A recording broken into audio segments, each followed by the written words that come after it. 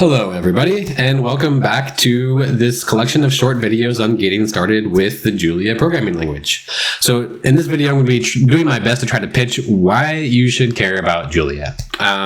So the origin story of Julia, or at least the one that I was told when I started, is that it kind of sets about to solve what we call the two-language problem in scientific computing. So oftentimes, you have two languages. You have one that's like a prototyping language, and then you have an implementation language. So for example, in aerospace, it's super common to prototype a bunch of code in MATLAB or Simulink, and then when you really need it to be performant, like we do in for satellites or on robots, then you usually take all of that code that you've already written and then convert it over to C or C++, because it's way more efficient. However, that whole process is itself very inefficient in the sense that you have to duplicate a bunch of code. And then, so Julia basically set about to say, okay, what if we had a language that's really easy to use, like Python and MATLAB, has a rich collection of really nice scientific or packages for scientific computing, but then when you go to run it, it's runs super fast. And that is basically Julia with some caveats. So some of the things that that make Julia really nice for scientific computing is that it mostly does this. There's a super awesome package management system, and there's tons of really amazing packages that have been developed by the community. Julia has some of the highest code reuse within the community, because there's just it's really easy to use other people's code, and it's really easy to download it. And if you've come from, or if you're familiar with that problem in C or C++, it's a nightmare. It's kind of sad how few people use other people's code within the C and C++ community. All right, so if you're coming from MATLAB and Python, one of the super nice things about Julia, other than it being fast, is that you don't need to vectorize code anymore. So oftentimes getting things to be semi-fast in MATLAB and Python involves kind of jumping through all these hurdles to think about multi-dimensional arrays, and you have to contort your code to leverage the vectorized instructions that are written in C.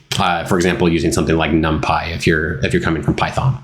So in Julia, get rid of all of that. Just write it like a for loop, which is usually the easiest way to debug and understand an algorithm. For loops are just plain fast. Another fun one for scientific computing is that it has Unicode support. So you can throw in that symbol for alpha or for gamma or rho or whatever you want. Which, in my opinion, just makes things easier to read. Don't abuse it, but it can be very clutch. So Julia uses a paradigm called multiple dispatch, which I personally have found super powerful for scientific computing.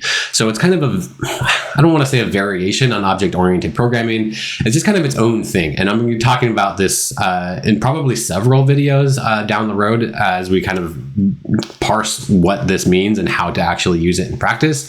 But it is very powerful. It's basically taking operator overloading to the extreme. And so you have this this really rich type tree, and everything kind of operates off of those types. But you can totally disregard all of that and use it just like MATLAB if you want to. It's just in time compiled, so the first time you run it, it's a little bit slower than MATLAB and Python, but then the second time through a function, it's super fast. I mean, you can be 100 times faster than NumPy if you know what you're doing. Another really nice thing or capability of Julia is that it makes it really easy to program and interface with C code.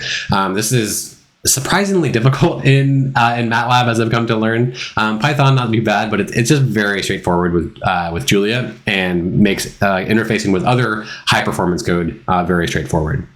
Another one that people don't usually talk about too much, but Julia, from what I've seen, has the most advanced meta-programming features. So if you want to write code that generates code, or do this code generation is kind of a thing right now, especially for reducing runtime.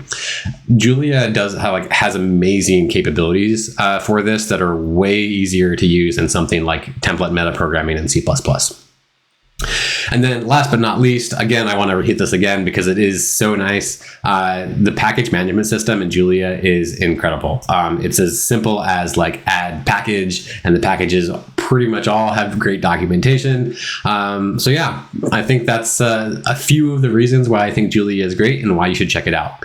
Just again, it's fast, it's easy to use, and it has a lot of really great packages. So with that, let's dive into some of the nitty-gritty details and get started using Julia. All right, I'll see you in the next video.